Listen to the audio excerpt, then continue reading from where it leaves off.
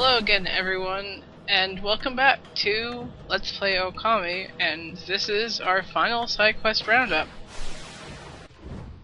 So, first thing on the agenda is we are going to get the sun fragment that's just above here.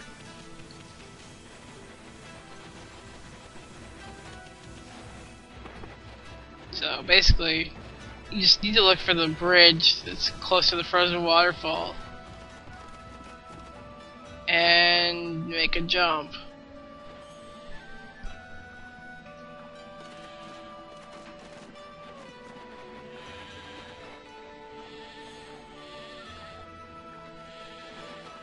So this is just me showing where the area is roughly, but you can't miss it. As long as you jump off there, you should be fine, and you'll get that. Just like that.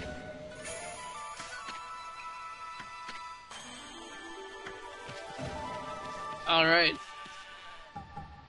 So now we head off to Shinshu Field to get a stray bead from Tama.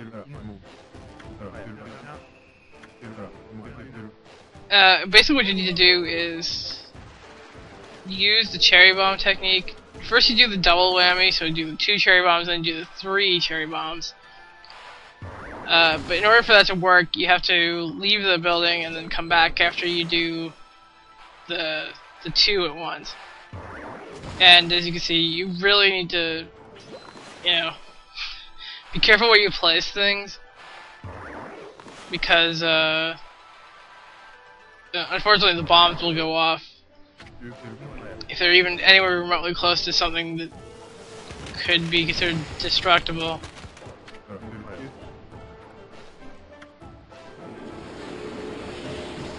So that's the first half of that down.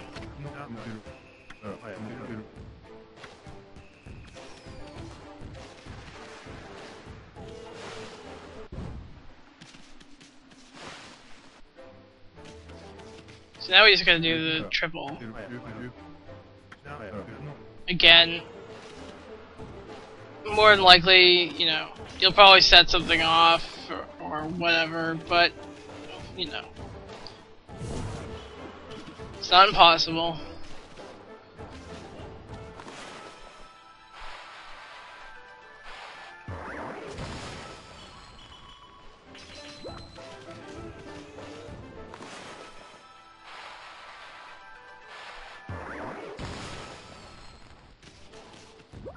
Apparently, laying bombs right by that table is, though.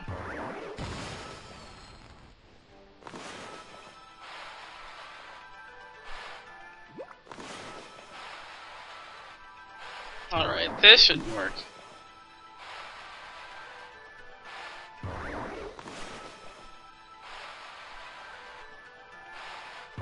Oh, there we go.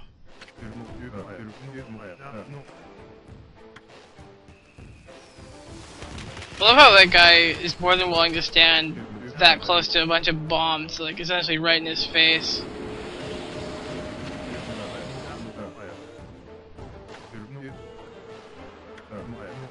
Yeah, we already know who you are. Thanks for telling me again, though.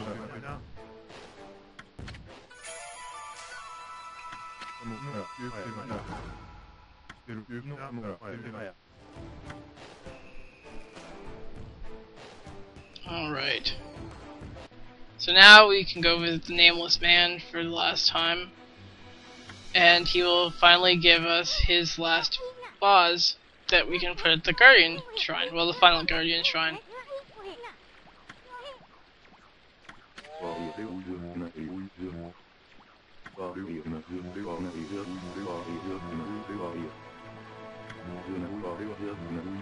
And apparently he's totally a hippie or something, I don't know. But I do think it's funny that he just essentially, said rat and East, and it automatically assumes that we're talking about him.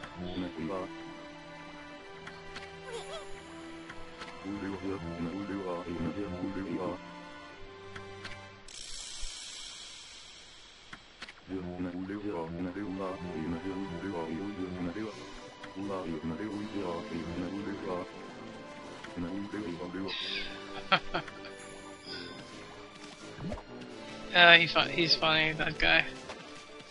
So while we're running off to deliver this boss to the final Guardian Shrine, I'd just like to take the time to say that I'm also going to be using these final videos up until the very last fights to show us some chests that I may have misplaced during the time that I know of. There are obviously other stuff I may or may not know about, but I'm going off of memory of what I do know.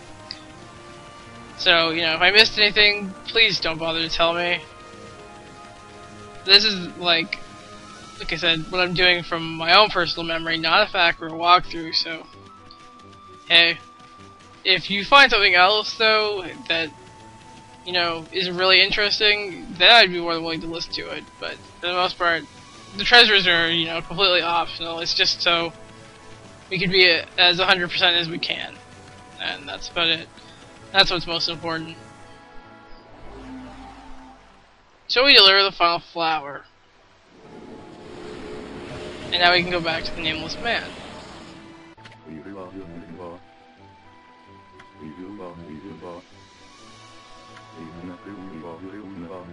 It is funny though that technically he could just walk around the field and he would see exactly what she was doing with them, but I don't know.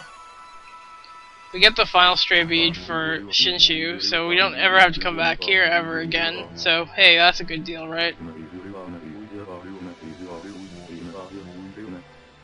So our next stop will be Agata.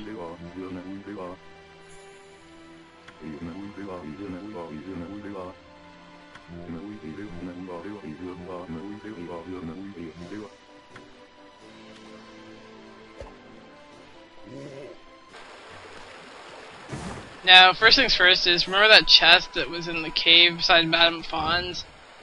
You have to use the water spout for? Yeah, that's the chest up there. And then we can finally get this, the crystal rock. So we can dig up the clover. And again, like I said in the other video, more than likely if you're following this along, you know, then you don't really need the praise, but hey.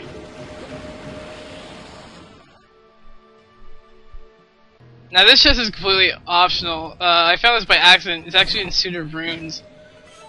The location is above the room where you fight the first blockhead. Like, I'll try to show, like, if you see, if you go out this door here, this is the top of the room leading up. Hopefully that'll explain enough for that, for you to know where that is. Not that I expect anybody to go back there. And here's just some deer that I forgot to feed in Taka Pass. They're right by, actually, the Guardian Sapling, pretty much. As you can see. And now we go back to the Sunken Ship. This is on the side where you first push the barrel on, you jump up to get this. You have to make sure the water is in it, or else you won't be able to jump up there.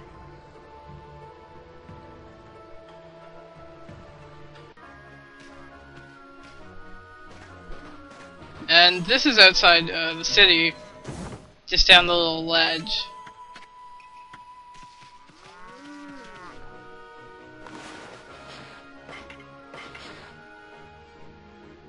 And of course we can feed the cows.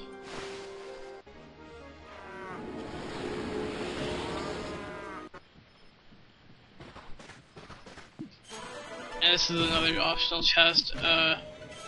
Basically, it's in the aristocratic corner on the right of if you're walking out of the door. Well, you can see that. And here is another crystal rock. This one is leading into the coast, the northern part of the coast anyway. And this one's really impossible to miss.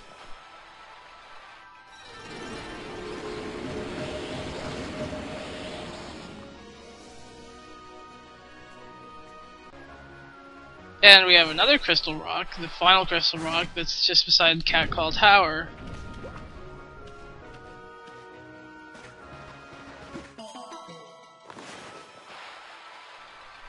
So now we have all the crystal rocks. Oh no, actually no we don't. There's one the snowfield and the cave. But we'll be going there. And here's this one last treasure chest that I forgot in the Dragon Palace beside the Swirly Whirly Pool of Thingy Wingy. So next time we will continue on, try to get more beads, get more chests. I'll see you all next time.